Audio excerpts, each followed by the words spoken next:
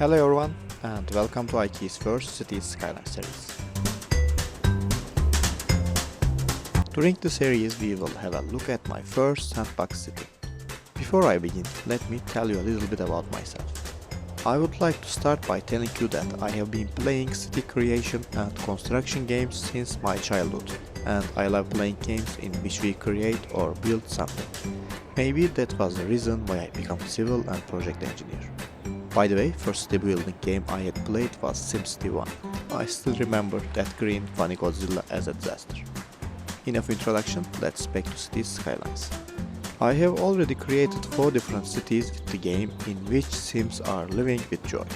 When Snowfall released, I created my first city and then I decided to build a city with unlimited money mode that comes with the game.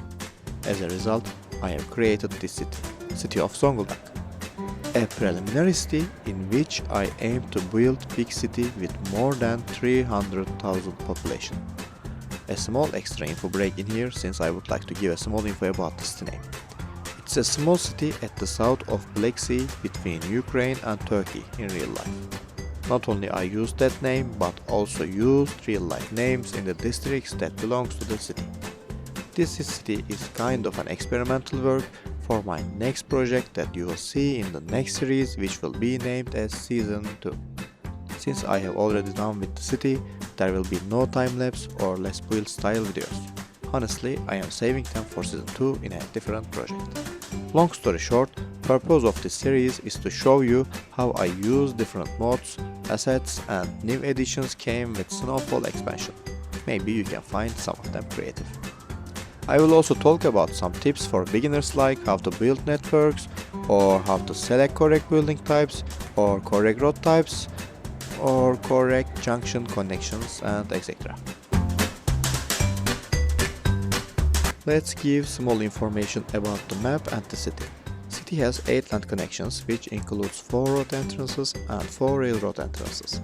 There are also 3 sea and 2 air connections which brings cargo and tourists into the city. City map is a map evolved from a default map named Shady Strands. Let me explain more. I wanted to create a map with a water wave in the middle of it. In real life example, I can give city of Istanbul, which is the most crowded city in Turkey. You can also Google search Bosphorus since it's known as that name. After a little search, I found out that game already comes with a map designed like the region that I wanted to create my city on, and its name is Shady Strands. So I edited the map and used it for the city. I also used real life latitude and longitude settings, which you can see by watching my runway numbering YouTube video as a reference. Let's back to city properties. City's main industrial specifications are farming and ore mining. There is also a small forest industry area. I have added a small oil industry district later for testing purposes. As transportation network, the city has a big airport area, a big port area and a huge train hub yard for outer transportation. There are also bus terminals, tram stations, metro and train stations for public transportation. City development completed according to an imaginary historical development. I have imagined that built area have small towns and villages in a 25 tile sized construction area, and as the years pass, city developed into a big crowded city. So as a first step, I decided where I wanted to build my port and airport, oil and forest industry, university campus, future high residential and high commercial zones, and lastly hump yard. When I show you districts one by one, I will try to explain every district's growth direction. I wish I could record the videos of first days, but unfortunately it was totally out of my mind. Another extra info I need to give. Some of the districts are well planned and some of them not. I did it on purpose to give the effect of unplanned development. Those districts show the effect of bad network planning like heavy traffics, overcapacity junctions or undercapacity roads with bad efficiency.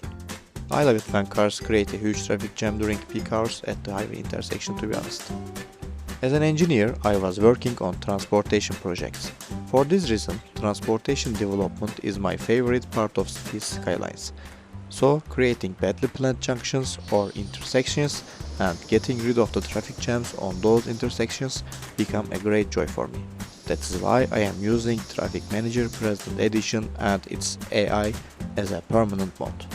Later I have added Rush Hour mode as another perma mode since it can simulate traffic according to 24 hours game time like in the latest SimCity game.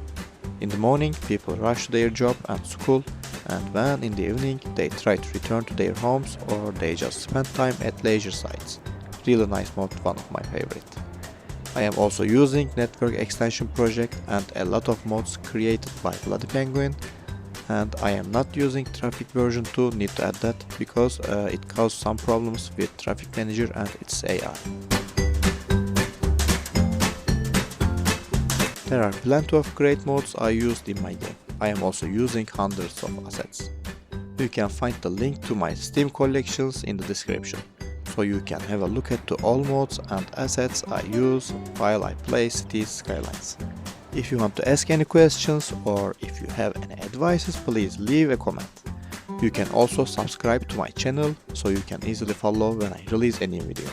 Thank you for your time and see you on the episode 2. Bye bye.